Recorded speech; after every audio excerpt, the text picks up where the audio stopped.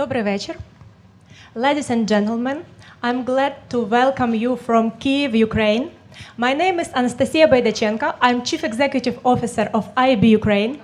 And today, IAB Ukraine connects European, American, and Ukrainian Adtech players to reintegrate Ukrainian digital industry to global context despite world challenges.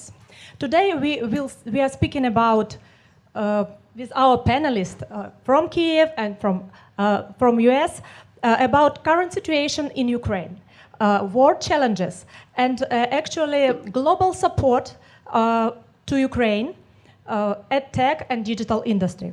I'm glad to introduce our panelist. It's Dave Morgan, CEO of Simul Media, Andrei Shklarov, Chief Compliance Officer at Data Art here in Kyiv. And also we have online panelists. I see already that we have Marty Kratky-Katz, co-founder and CEO at Blogthrough, and we have Michael Heeman, Vice President and Chuve, and we have also Carlo Di Matteo, Chief Operating Officer Mint. And I think some other panelists will join us later. But okay, we could start. And now I give a word to Dave as the main initiator of this panel discussion. Hello, I'm very excited to be here. I've been fortunate to be working in the world of advertising and ad tech for almost 30 years. And one of the things that I know from the United States and New York City where I live is that much of the very best ad tech technology work and innovation and creation has happened here in Ukraine. And I've become concerned over this time that some US companies were pulling back in concern and that it was really important for us to raise the visibility of the important work that's being done here. And first, obviously, I'm in awe of all of you. From the moment I got off the train of Warsaw, this is my 5th day.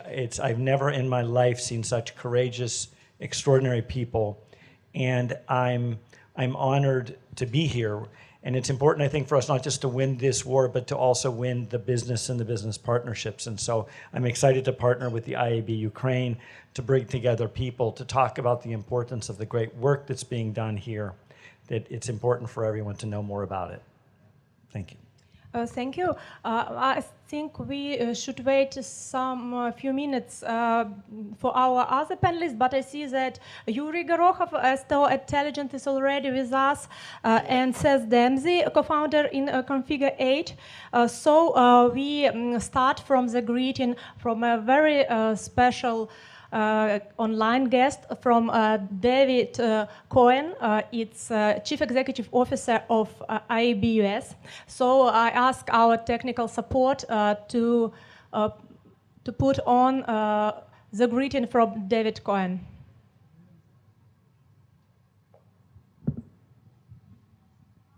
Hello, everyone.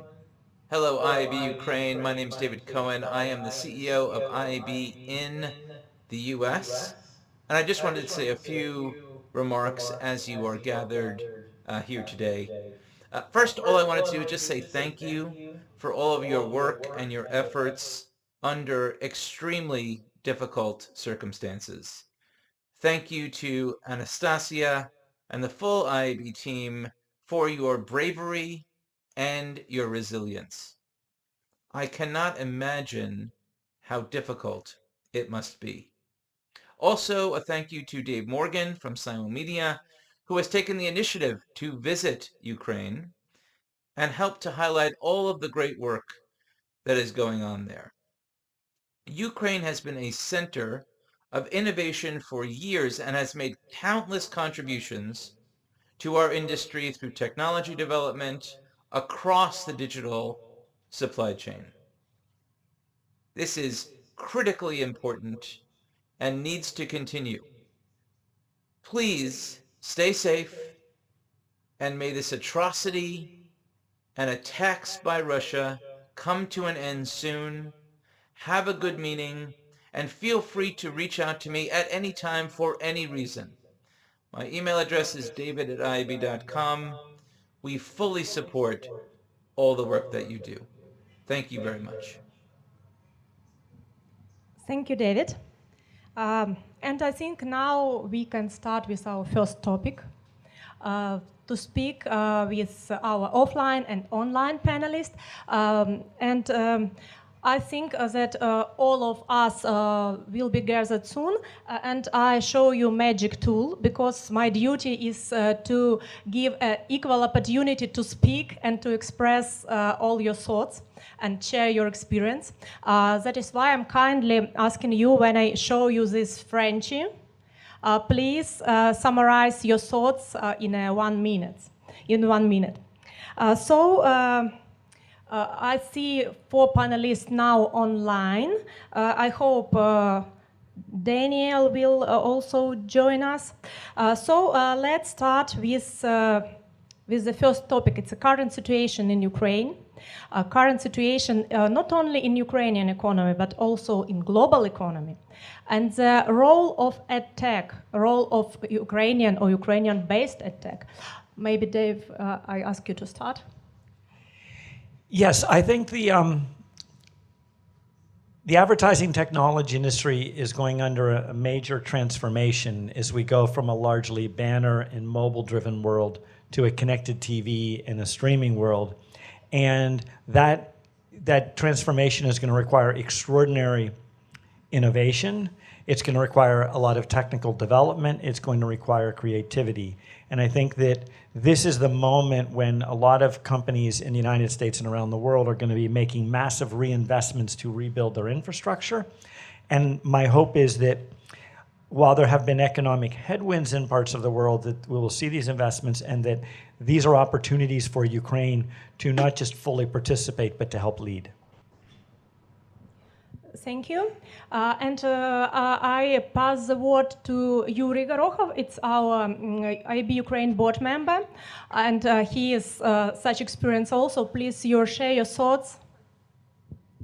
Yeah, so basically, first of all, thanks for the introduction. Thanks for letting me be here. It's a great honor and a great pleasure for myself. So let's elaborate a bit about the current market status. It's not only probably about the transition from display markets to anything else.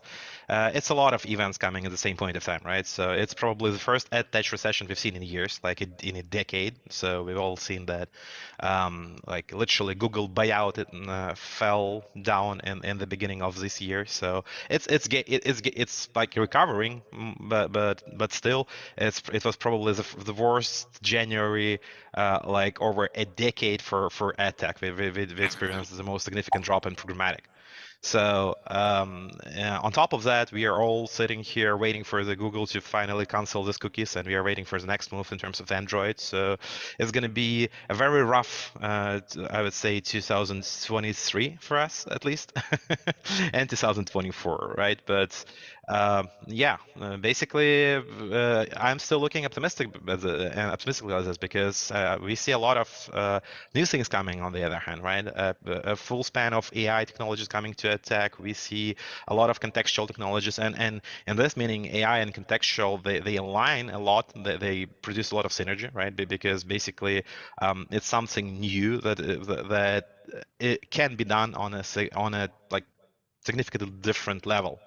Right now, and we can expect a lot of contextual advertisement growing in the next couple of years, like a substitute to cookie-based targeting. So we see these initiatives by huge telcos, which basically bring the unified ID, like Deutsche Telekom and a couple of others in Europe, who bring a new unified ID to oppose the missing cookies at the same time being fully GDPR compliant. So it's an interesting year. And the other one is going to be even more challenging, I believe. Thank you, Yura. So you are quite optimistic, I could say. Yes, I am. Thank you. I ask our guest if someone ready to share his thoughts, please raise your hand. And or if you prefer that I, like a teacher in a school, asking you, so please, Carlo. what is your thought on current situation in economics, both global and Ukrainian, and impact of Adtech?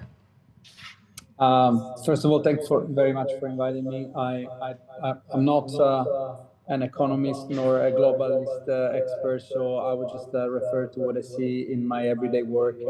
It's of course a challenging time. We all know that, and of course I'm as well as optimistic like my previous speaker colleague. But we need to face the fact that there's been radically a change of way of working for many of us in the last 3 years. So not just the challenge of a war, but also pandemic and the economic recession, the coupling, and many other things. So it's good if everything is not falling apart, which is always a very good news. But on the other side of the story, what I experience is that there is a huge enthusiasm about the digital transformation that the global economy is going through. You know, we're seeing ChatGPT changing the way in which many of us are thinking on a daily basis to do routine work. There is a lot of automation going on. And what strikes me is that nothing really changed in the attitude of the people we work with on a daily basis about this enthusiasm, about embracing the change. And actually digital, and in more particular, digital advertising is the edgy place where everyone that are, kind of like leading, from a technology standpoint, from an innovation standpoint, the economy is proud of. And we at Mint, we have all our developers are in Ukraine, and talking to them on a daily basis about what's happening. It seems like that the future ahead is more bright than the past and the day that we're experiencing, and that's give us a lot of faith in what we're doing, which is fantastic. So things are changing a lot, but the good news is that people are not getting turned off by that, despite the challenge that we're seeing. Thank you, Carla. And as I see now, all our online panelists are connected. That is why I need for our offline audience to make introduction once more. And please make your hand wave when I speaking about you. So welcome once more our online panelists. It's Yuri Gorokhov, STO Intelligent. It's Daniel Knapp, the chief economist in IB Europe. It's Marty Kratky-Katz, co-founder and CEO at Blockthrough. It's Seth Dempsey, co-founder in Configure 8. And Michael Hyman, vice president at Chewy. And Carla De Matteo, chief operating officer at Mint. Thank you. So I think now everyone is introduced. So we could move on. And I ask Daniel, the chief economist of IB Europe, the person who has a lot of secret figures and who understand very well when we have decline or maybe growth, to share his thoughts about economical optimism or pessimism maybe for the next few years. Daniel, please. Absolutely. So I've studied digital advertising since 2007 as an analyst, always diving into the spreadsheets. And advertising is a very fickle beast. It really reacts to the economy and it overreacts. So when the economy is doing well, advertising usually performs better than the economy. But when the economy contracts, advertising contracts far, far more. And this was kind of an iron law of advertising. We've seen this since the Great Depression in 2000 and in 1929. We've seen it in the Lehman crisis in 2008, and we also expected actually to see this in the COVID crisis. It was the first time we saw a decoupling of underlying economic conditions and advertising growth. In particular, digital advertising was bucking this trend. Interestingly, if we extrapolate now to a situation which the economic historian Adam Tooze calls the polycrisis, we can see something similar with advertising. For me, as an advertising forecaster, it has never been more difficult to anticipate the future. because this polycrisis is different from other crises. It's not a single event, right? Clearly, of course, in Ukraine, things are dominated by the war, and many other European countries in particular think about this as well. And there are other crises mixing into it.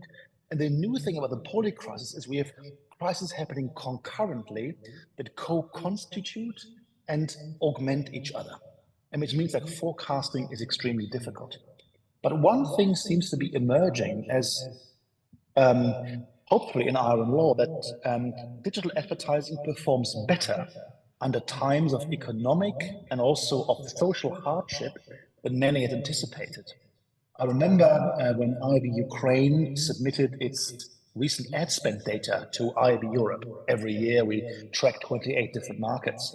And I found it remarkable that digital advertising only declined by 20% in the Ukraine. In other markets, without this, crazy, impact, declined by 5 to 10% even. And when we look at search advertising, we had long discussions about this, it was even up in the Ukraine. It kind of shows, that despite everything, lives go on, and advertising has a contribution to play, even in a radically changed economy.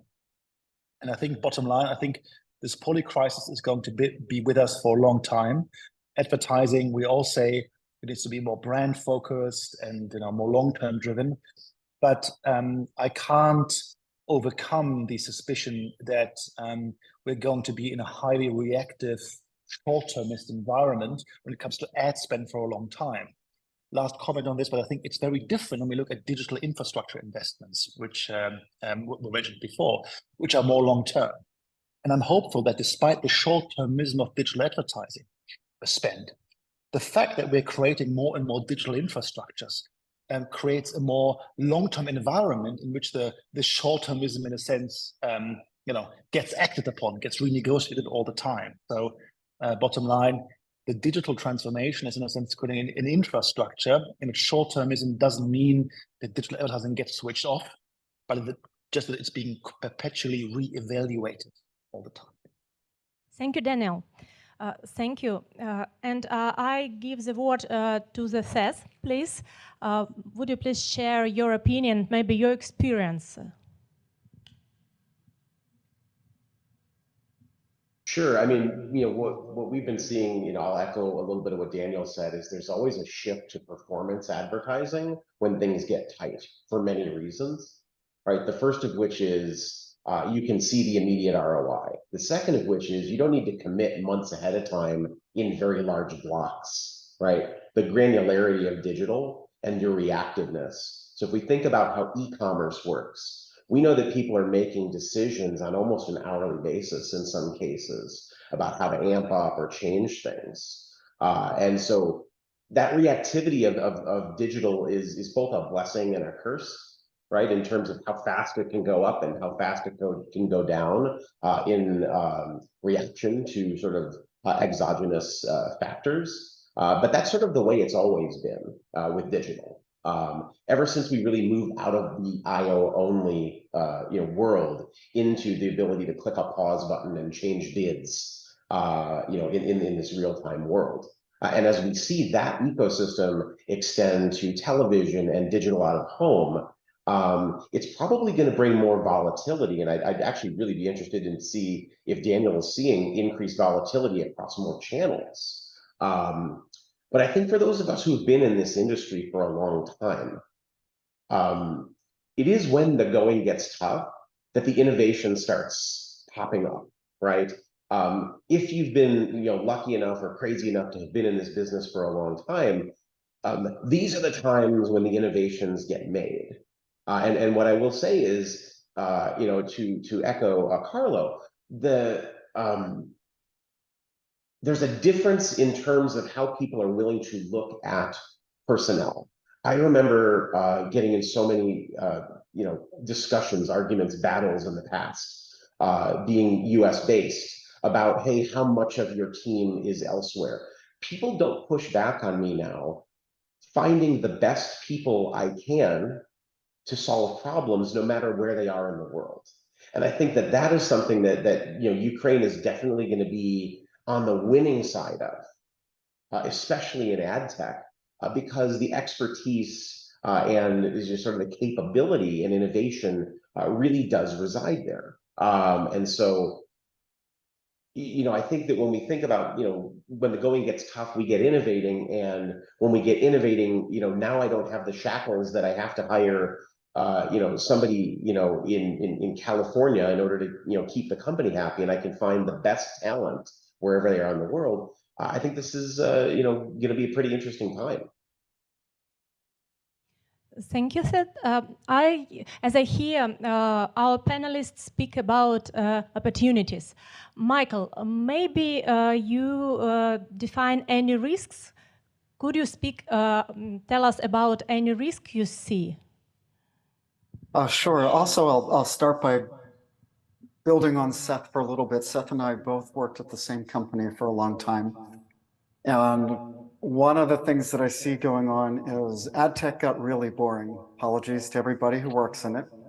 But it went from a place with excitement to huge consolidation. And I think recent changes, such as the collapse of Yahoo's advertising business, gives opportunity for fast-moving tech players that otherwise wouldn't have a chance.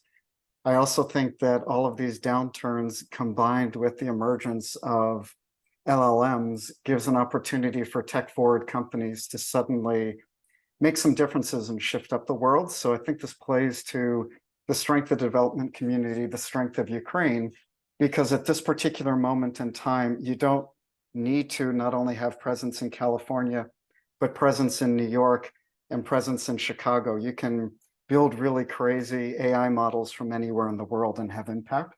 So I think that becomes super useful. On the other hand, I do see a lot of risk in that with the economic downturn, one of the shifts that has occurred as well. So one, you have the factor of COVID making people be able to work from anywhere, as Seth said, which has been great. General acceptance of offshore and distributed models. On the other hand, with the collapse of the tech industry in the US, the price differential between US talent and offshore talent has shrunk. So you also have a pressure from a mix of US companies to try to hire in the US instead of hire from remote teams again, because the cost advantages aren't there. And a lot of people get scared from turmoil, especially with the larger companies. So I think there's both pluses and minuses that have to be balanced. And I suspect everybody in the audience is seeing a mix of both of these factors. Thank you. My last question to Marty. Marty, are you pro-optimistic or pro-pessimistic in this question? I'm very, very optimistic about a number of things. So obviously, a couple of folks already mentioned sort of the ongoing downturn being, somewhat painful financially. Of course, advertisers reacted to, the shock of the Russian invasion with a lot of hesitation around sort of the future of the economy, and certainly there was some initial pain to that decoupling from the economy of the terrorist state Russia. I think that, however, is the West has shown its resiliency in terms of being able to withstand that shock, and I think in the long run, decoupling from aggressive dictatorships like Russia, like China, is going to be nothing but positive for the West, for Ukraine in the long run. I think you're already seeing there's some numbers out there about the boom in manufacturing in the United States that's happened over the last year or two, and I think since the CHIPS Act in the U.S. especially. So I think that's something I'm very optimistic about, is as we as liberal democratic societies decouple from these countries that do not have good intentions, that's going to be nothing but good for our future economic prospects, and I think for freedom in the world generally. Sort of attached to that is the tragic and really tragic invasion and what's happening in Ukraine right now. is sort of a national trauma that really has driven incredible resiliency that is going to be hard to match by any other workforce in the world. I think my experience working with the Ukrainians on our team, about 10% of our team is either in Ukraine or was in Ukraine until February of last year, and it's just incredible how they've consistently been not just top performers, but they've somehow managed to find a power source to finish writing the line of code that was necessary. And as an entrepreneur, I think I've obviously I haven't faced that kind of trauma, but as entrepreneurs, we sort of undergo trauma, and that builds resiliency, and that's sort of the entrepreneur's superpower. And I think that is going to be a superpower that this entire generation of Ukrainians has, and something that I'm excited to do is to continue investing, not just with Blockthrough, but with future companies in Ukraine and in Ukrainian talent, because I don't think anybody else in the world can really match with what they've done. Thank you, Marty. And now we are moving on to our second part, and I address my second question to Andrew, because our second question concerns world challenges and world challenges for Adtech and digital industry. And the main question, in simple word, is how to survive, support national economy, pay taxes, and provide jobs. And as for the first part, how to survive, I think Andrew has core expertise because he secure all the processes, and he could share experience how to survive, how to secure all these processes. Well, I thank you very much. First of all, thank you for the opportunity to be here. And thank you, Dave. Actually, I think that, as it was mentioned, that the war was like a second step. So the first step was COVID.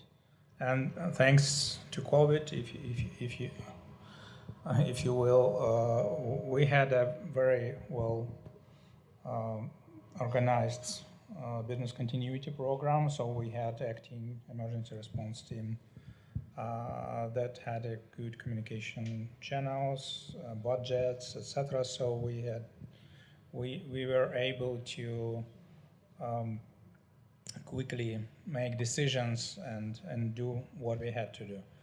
On the other hand, I must say that we live in a time of high uncertainty, and we didn't expect many things that happened, and we expected things that did not happen, actually, because, for example, there was a perception, many of our clients before the war, they asked what would happen to the internet in Ukraine.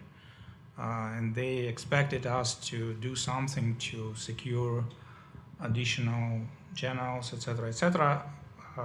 As a result, actually nothing major happens to the internet in Ukraine, and Ukraine is online, and sometimes it's online even on the front line. I mean, sometimes I have chats with the guys who are on the front line.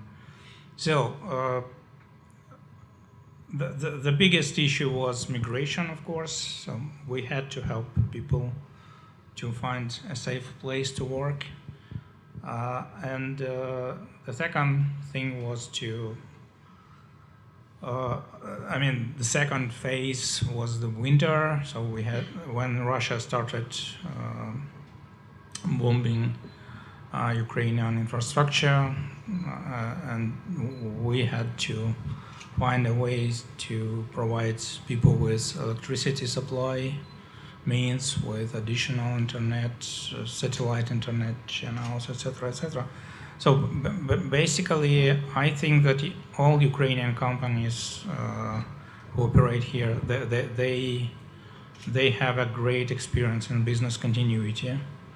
And they can help other countries and other locations with some new things, with some creative approaches to many challenges that they may face.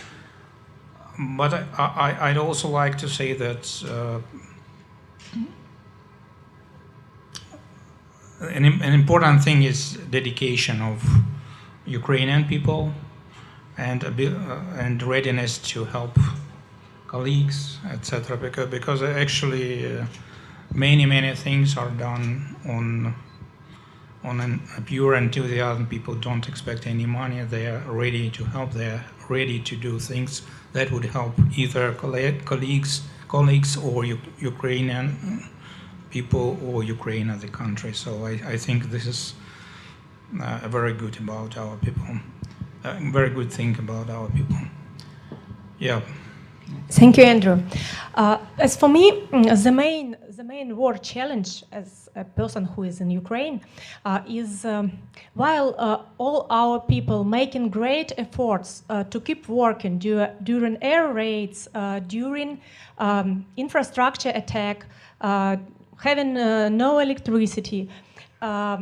For the Western world, there is war is the highest risk. War is the red zone. It means, despite all our efforts, we are losing our contracts. As for me, it's the main problem all Ukrainian economy now faces. I'm asking our online panelists to share their thoughts and opinions on this point. War challenges. What is the main problem? How to deal with it? Thank you. Carla? So and I want to echo Andrew's words because I was feeling like back this winter or back 1.5 years ago when everything started, we at Mint we have 100% of our developers Ukrainian. So we're talking about an investment for our companies like more than 50% of our overall investment. And the challenges that we had, of course, was many. There were many, no electricity, people that we were not know for a while where they were. For 2 weeks, the initial 2-3 weeks, I still remember that very vividly.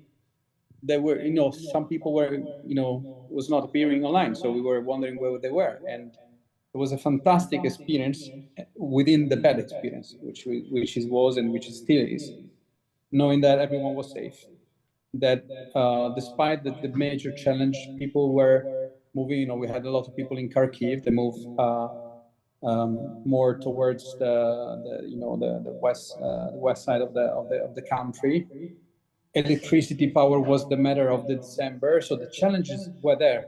Road were interrupted, transportation was heavy, was difficult. So the challenge were overcome by the word that Andrew used, the enthusiasm. I've never seen any other people like Ukrainian, and I guess that is the U factor, that was so motivated in not stopping to work.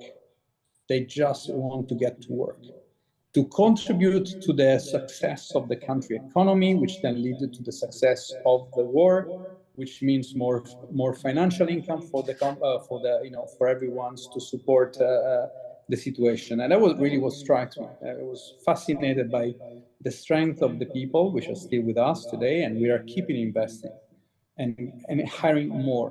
And that's, I guess, is the answer. How to overcome the challenge? Trust. Keep trust the people you're giving your investment to build your company. We're actually having a company technology built by Ukrainian, and that's the best reward. And it's fascinating how this paybacks very much. Trust. Thank you very much for the trust.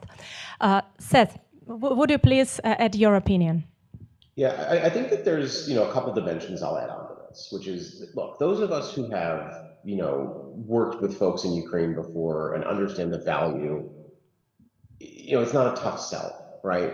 But there's two constituents I think that we need to talk about. Number one are large, risk-averse public companies, right? A lot of times you'll get the message that there's a compliance or there is audit-related things that are stopping you from either continuing or beginning work in Ukraine while it's the state of war. Those are difficult challenges to get through. And while maybe in the past Investment in working with Ukrainian teams has come in large chunks. I have seen people sort of successfully grow small experiments into larger engagements.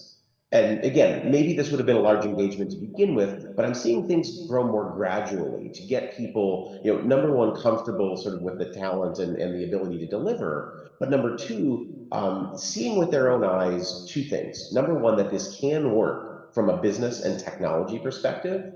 And number two, that the people who they're working with, Ukraine isn't this abstract thing you hear about on the news. It is connected to real, live, caring, fantastic human beings. And a lot of, people will, the objection handling will begin to melt away once they begin to work with people who are in the circumstance. But I am concerned, of all of the large contracts that were lost because of compliance reasons or because of something that somebody made up because they were risk averse, and maybe they really were compliance reasons. I don't know.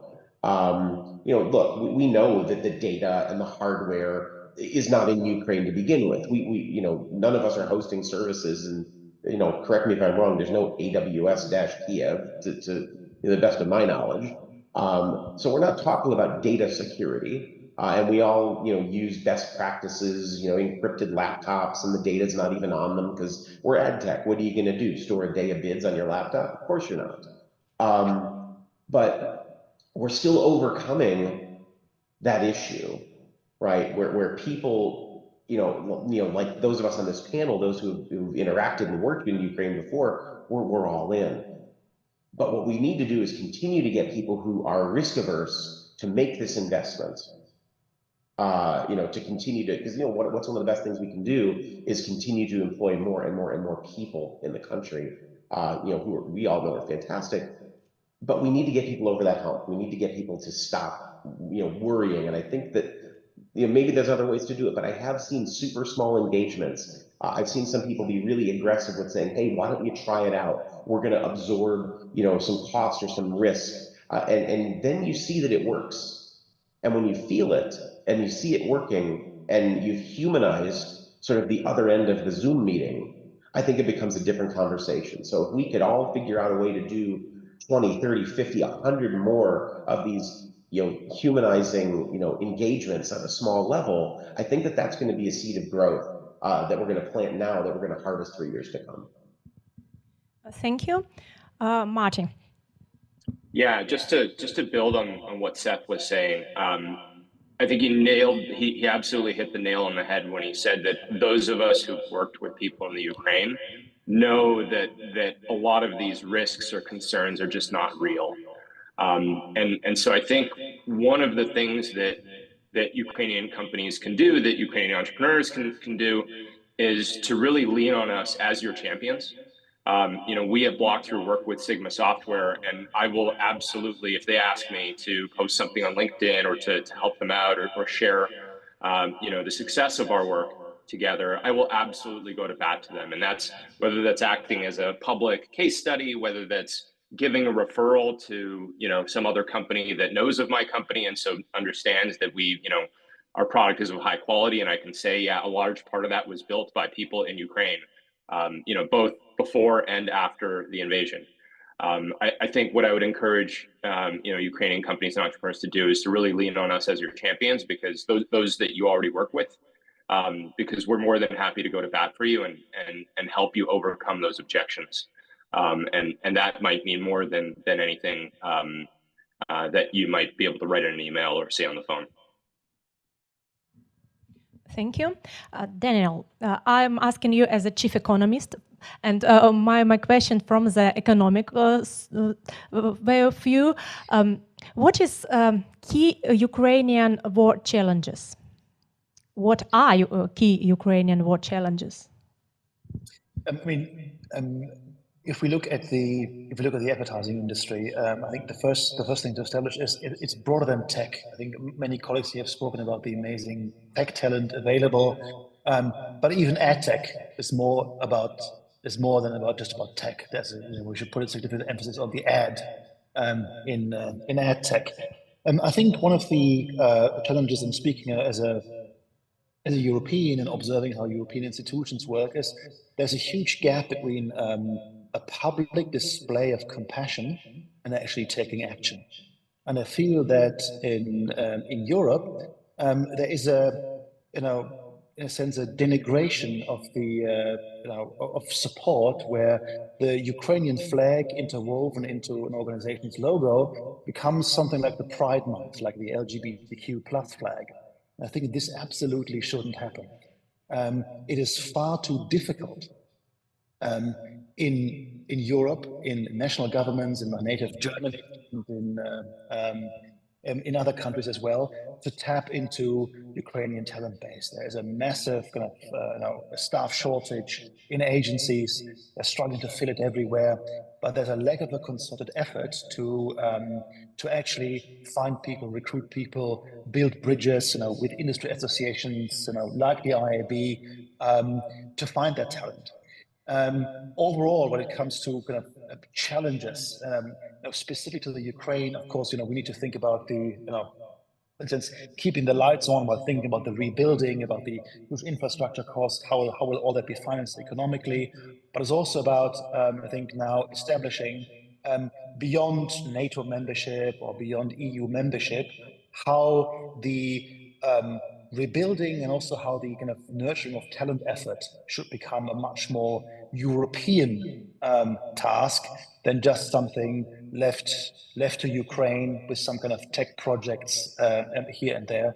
I think a much more concerted effort here is needed on the side of national governments and European institutions to build bridges to talent, because it's very easy to claim support in a flag logo, but it has to go beyond that. Thank you, Daniel. Michael. So I think there's, I agree, and I enjoy your sentiments about the value of flag logos for changing anything in the world. One of the things that I think could be very valuable to have some of the organizations such as IAB work on, or the Ukrainian business commerce committees, there's one in New York, as well as some of the larger organizations, and Marty mentioned one of the large groups in Ukraine, is to help bridge the gap for American companies who are risk adverse, as Seth said. And we will see excuses in the American corporate world, such as our cyber insurance policy doesn't allow us to work in Ukraine. Our whatever policy doesn't allow us to work. It's not us, it's this other org. And I think if there's systemic efforts to help publicize not just the amazing results that Marty has mentioned. And for me, I've worked in Ukraine for 20 years. I worked in another war zone called Israel for many years as well, and have never seen downturn, if anything, see higher productivity as people focus in these horrible times. But we need not just the stories of success, I think, but stories of this is going to be socially acceptable in the most conservative parts of corporatedom, and the more stories or support that can come from the business institutions for that, I think the better. And I will note that many of these places that will say, oh, cyber insurance won't cover Ukraine, or we're afraid of issues in Ukraine, had the same reactions to Israel probably 10, 15 years ago and overcame that.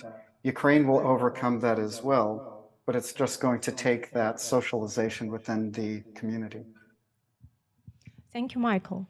And I think we could move to the third part, global support. And of course, I address this question first to you, because for me, now you seems to be a kind of evangelist of global support to Ukraine. So what kind of support it could be? So I think there's several levels, and I really appreciated it. It's really helpful to hear the feedback from the panelists. The first thing is that we have to work on perception, because I've never been to Ukraine before, and I've one of those actually technologist that's been running technology companies for 30 years that I've not generally believed in outsourcing and having teams away. I've never had more than 8%. So I came as someone that hadn't worked in that, and I came as someone who's never been to Ukraine. And the Ukraine, when I got off at the train station coming in from Warsaw, it was a very different Kyiv than I had been hearing in the news. And so I think, we need to make sure that the world understands that this is a city that is open, that's bustling, that there's great infrastructure work, the internet's working, and the people are here. They're enthusiastic, they're focused. Number two, it means actually finding the places where we can open up the contracts. Adtech is an area of extraordinary expertise, and there's a concentration of people who can control a lot of those decisions, and we need to get to them to move it. And that means everything from the Cannes Lions in 2 weeks, which is one of the reasons I came, so I could take the message there. It means talking to the people in New York and Seattle and Los Angeles and delivering that message. I think in the longer term, I think finding ways to help build out the startup ecosystem and being able to find ways for not just it being a great labor market for others, but the fact that the work that's been done for us here has had a degree of innovation and development and origination that I believe also is part of a startup community. And I think finding ways to support that is something that I, as someone who's, I won't say I'm allergic to large companies, but I don't do well there. In my last 30 years, I've been in a large company for 5 months, 10 days, and a couple hours, not that I was counting.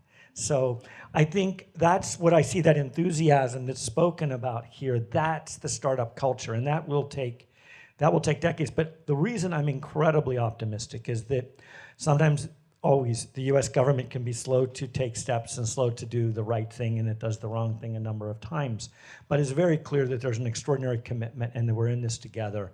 I do believe that things like NATO membership and EU membership and winning this war is going to mean that this becomes the new area of investment. I think Central Europe, Eastern Europe will be extraordinarily growth markets. And as someone who is an investor and not just an entrepreneur, I think the more that we can get to the companies that want to do this, it will matter. I find extraordinary something I learned yesterday from an incubator here, that with all of the innovation that's happening, unfortunately, here on the battlefield, with drones and other things, that no one has ever done this, and there's billions and billions of dollars in drone technology. Only 3 companies, 3 Ukrainian companies in military tech, defense tech, have secured outside non-Ukrainian institutional investment in the last 12 months. That's unbelievable.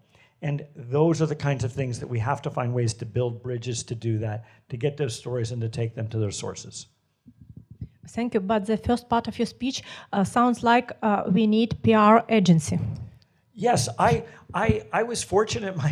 My first meeting after my train trip, my first meeting was with some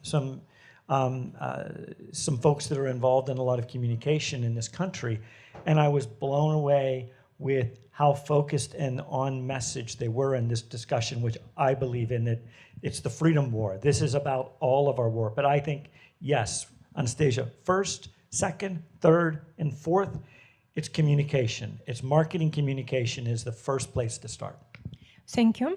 Yura, I have not asked you about challenges, but I'm asking you about the global support. What kind of support it could be to Ukraine now?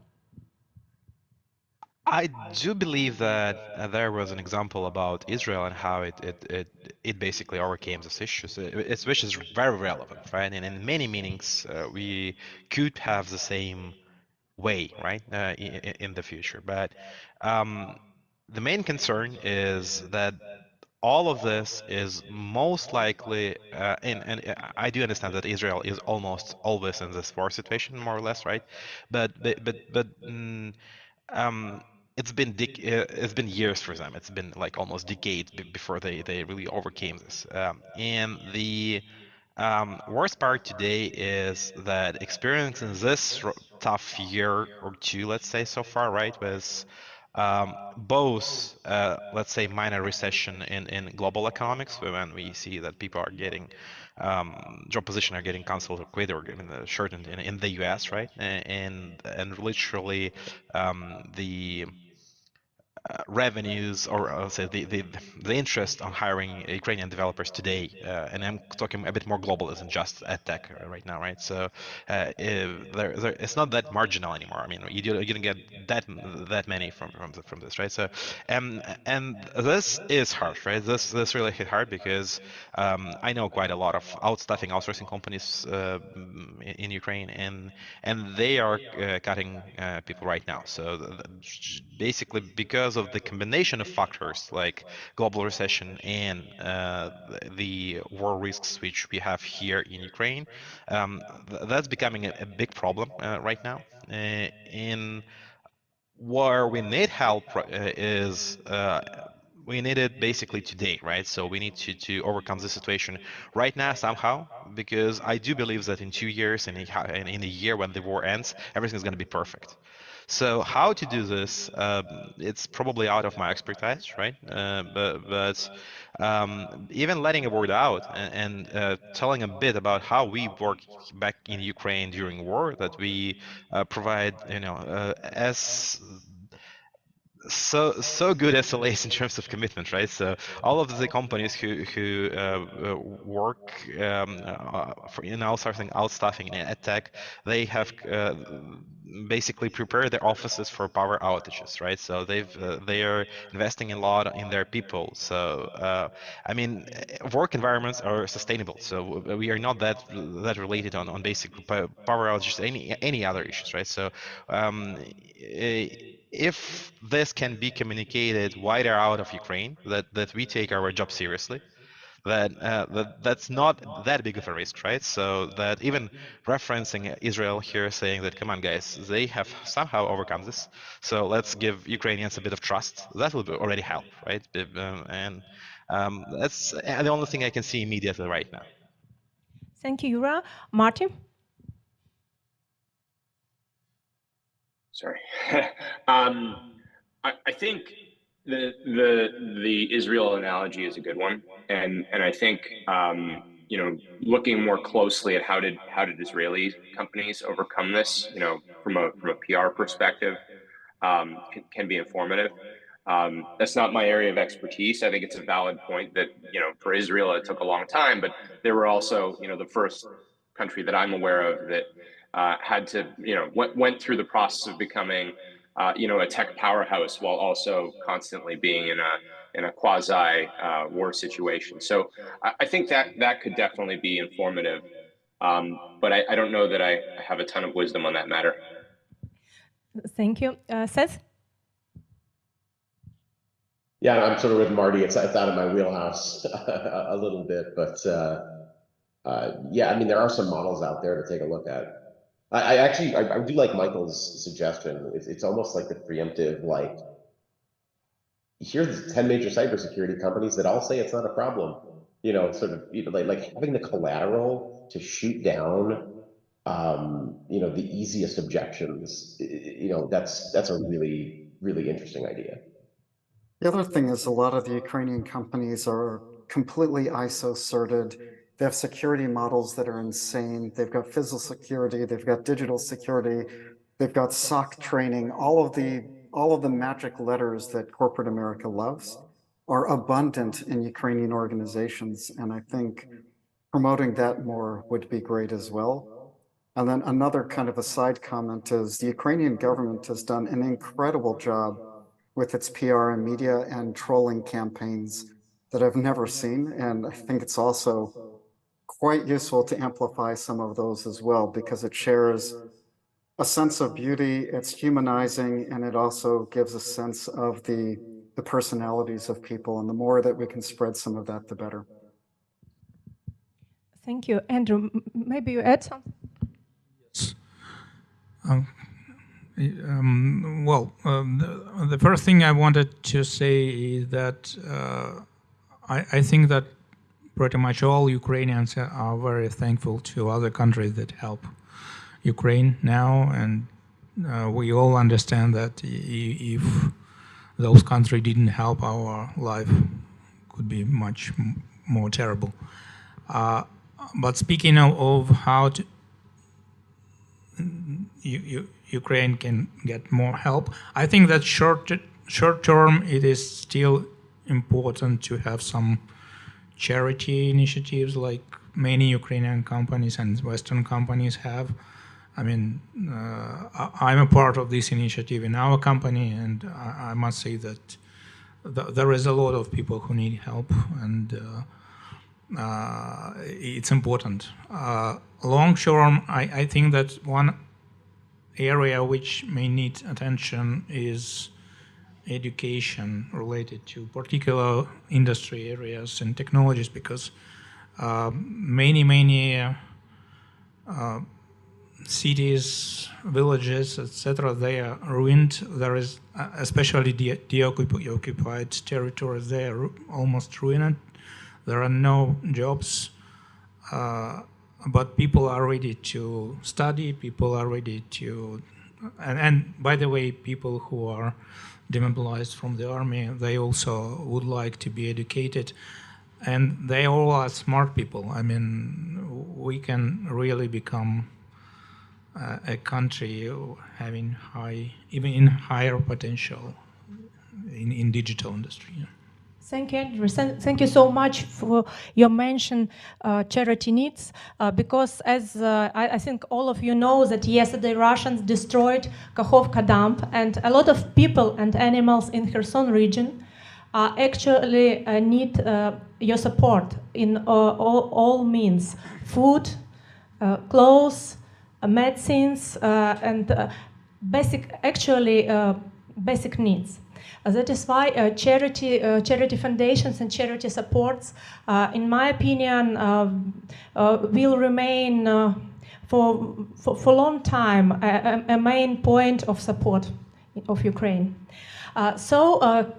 Now coming back to our Adtech Ukraine and global support, I ask Daniel to share his thoughts on this topic.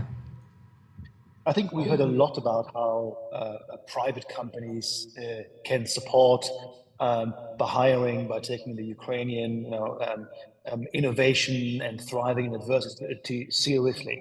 I think if we look, it's closer to home, to Europe, we shouldn't underestimate the role of the public sector and the role that policy plays in shaping economic directions and economic outcomes.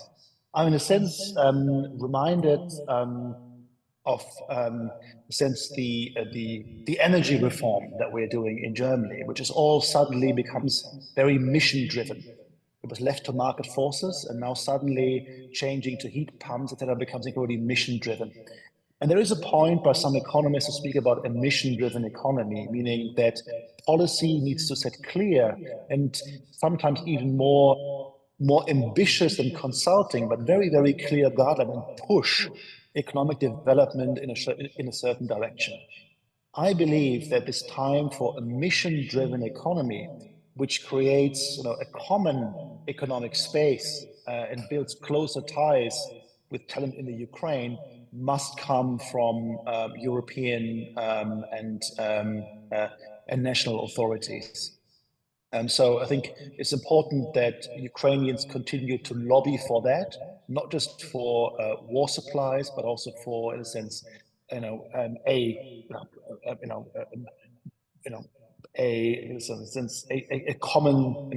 common sphere of talent and collaboration in Europe, and that European governments do the same, that they realize that investing in Ukraine doesn't mean not investing in local talent, but it means investing in far closer economic ties and bringing the benefits of the talent to the rest of Europe.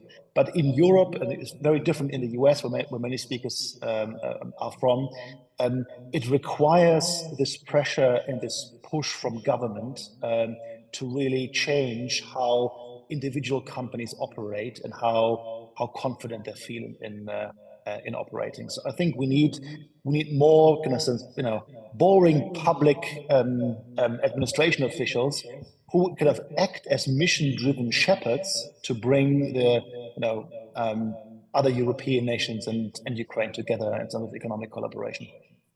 Maybe we need a targeted ad campaign that some of the companies could run. I think we have some expertise in the in the rooms here. If I can add the experience of an Italian who has a parents, father and grandfather who actually came out from Second World War, and there was a moment in which Italy has to be rebuilt. And that is actually where entrepreneurship led the growth in the economy, despite the huge debt that war condition back in 1945 was forcing our country. And so I fully support what Daniel was saying about having a framework, a government framework to support the rebuild, as well as fully support in the time of crisis. Now you need to have charity and support of any kind, because it's very important. Make sure that there is a sustainability of the countries nowadays. But looking at the future, we should be looking at entrepreneurship first and foremost, because that is where you create the seed of the future Ukraine. Is where you see that the occupation of the future is where you're going to be having your problems solved with respect to debt. Where you will have your identity. Most of them successful brands, Italian brands, think about Ferrari, for example, everyone knows it, were born right after the war. And that because of the entrepreneurship of people who really want to make a difference, who really want to have an identity, who really want to strive. So my best, hope for the future in Ukraine is really that the entrepreneurship will be fostered by any possible support, which is from foreign country like Italy or Europe or US, investment to those who have ideas. That is how you really get out of any possible, downsides that a war, a dramatic war like what's happening today, actually has an impact. Thank you. And before I give word to Dave for summary, it's one more time, thank you so much from me to Michael, Seth, Marty, Yura, Daniel, Carla, and especially a heart from Ukraine for Carla for trust. Thank you so much. And I ask Dave to summarize our discussion. Well, I thank everyone for being able to participate, and so many of you, Michael, I know you're up very early in the morning in Seattle, and everyone from all the different places and coming out here. I think what's really important is we've heard so many ideas of the things that we can do, the things that we need to solve. I think it's really, but it's essential to understand that this has got to only be the beginning. There's an awful lot of work that's going to need to be done. You talk about the disaster from yesterday, which we'll hear about more. And I'm confident that these are all solvable problems, that the opportunity is going to be extraordinary.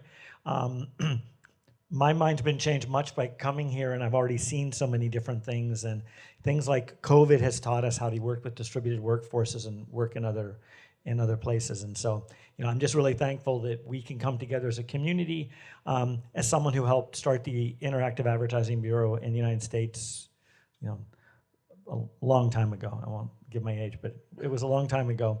I'm very proud to see what IAB Ukraine has done. It's been truly extraordinary. Anastasia, you and your team and your board, through both having just started and then you had COVID, and you have the reinvasion and the expansion of the war since 2014. And so I'm just in awe. I'm in awe of all of you and what you're doing.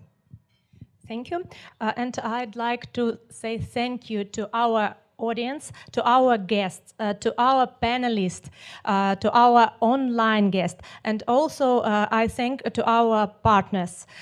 It is Simul Media, MJID, New Strategies Group, Intelligent, Havas PR, Sigma Soft, Data Art, for making this discussion happen. So thank you so much. I wish all of you a clear sky. Thank you. Bye.